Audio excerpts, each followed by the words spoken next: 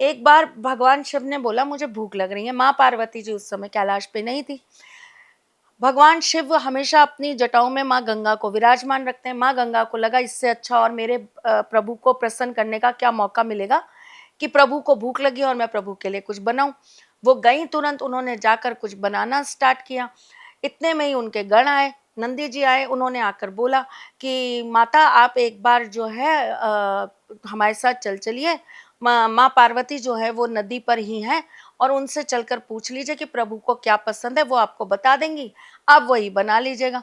माँ गंगा को अपने अंदर लगा, नहीं नहीं, हर भक्त को लगता है, ये कोई गलत भाव नहीं है, बहुत अच्छा भाव है, मैं तो इसको भक्ति का भाव मानती हूँ कि हर भक्त ये चाहता है नहीं नहीं मेरे प्रभु के लिए मैं किसी से क्यों, मेरे आज माँ मेरे ठाकुर जी के लिए कहेंगे, मैं कहूंगी नहीं मैं उससे क्यों पूछूं, मेरे ठाकुर जी मैं अपने आप कर दूंगी। कभी कभी तो यकीन मानिए राधा रानी तक से ईर्ष्या हो जाती है। प्रेम है ही ऐसी चीज, आप नहीं बिल्कुल देख बिल्कुल। सकते। माफ करना माता रानी। तो उनके मन में भाव आया, उन्होंने कहा कि भाई मैं उनसे नहीं पूछूंगी, मैं अपने प्रभु को अपने हाथ से बनाऊंगी और खिलाऊंगी। और उन्होंने बनाना स्टार्ट किया। वो बना के जब प्लेट उनके सामने लेकर गई, उन्होंने कहा प्रभु मैं भोग लाई हूँ, भोग ग्रहण करिए। तो प्रभु ने मुंह मोड़ लिया, बोले मैं आपके हाथ का भोग स्वीकार नहीं करूंगा, इसमें ये शुद्ध नहीं है, ये शुद्ध नहीं है। माँ गंगा के हाथ का बना हुआ भोग शुद्ध नहीं है। आप मान सकते हैं इस बात को? मतलब जो इतनी पवित्र है, पवित्र जो है। इतनी निश्चल है, जो जीवन भर के पापों से हमको तार के शुद्ध बना देती हैं, हमारी आत्मा को शुद्धिकरण दे देती हैं, हमें मोक्ष दे देती हैं, उनके हाथ का बना हुआ खाना शुद्ध नहीं है, कैसे मानेंगे आप ये बात? प्रभु ने मुंह फेर लिया। इतने में माँ पार्वती आ गई, बोली क्या हुआ प्रभु? बोले मुझे भूख लग रही थी, मुझे कुछ खाना था और ये मेरे लिए खाना बना के लाई है, इसमें ये शुद्ध नहीं है।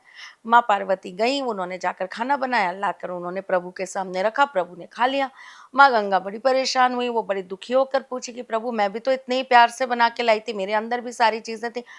तो उन्होंने ये कहा तुम्हारे अंदर कहीं भी किसी भी तरीके से मेरे लिए प्रेम था, मैंने मान लिया, लेकिन मेरे कारण तुम्हारे अंदर कहीं ना कहीं मैं आया। मैं क्यों पूछूं, मैं क्यों झुकूं?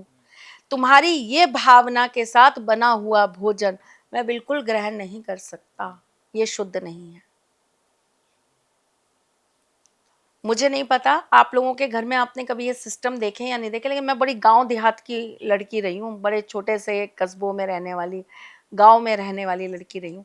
हमारे गांव के अंदर जैसे चूल्हे जलते थे, गैस तो होती नहीं थी, तो हमारे यहाँ चूल्हे जलते थे। अब जैसे किसी घर के अंदर किसी की लड़ाई हो गई, दो ननद भाभी की लड़ाई हो गई, या देवरानी जेठानी की हो गई, या सास बहू की हो गई, तो हमारे घर के जो बुजुर्ग पुरुष होते थे, बड़े जो पुरुष होते थे, बच्चों की बात छोड़ दीजिए, जवान लड़कों की बात छोड़ दीजिए, जो थोड़े वयस्क पुरुष हुआ करते थे, वो कहते थे आज हमारा उपवास है, हम खाना नहीं खाएंगे।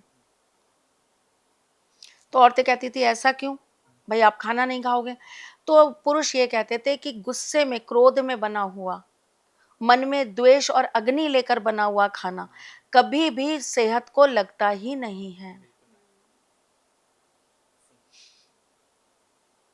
किस भाव से आप खाना बना रहे हैं ये इम्पोर्टेंट है, क्या बना रहे हैं ये इम्पोर्टेंट नहीं है। भोग किस भाव से चढ़ाया जा रहा है ये इम्पोर्टेंट है, क्या चढ़ाया जा रहा है ये इम्पोर्टेंट नहीं है।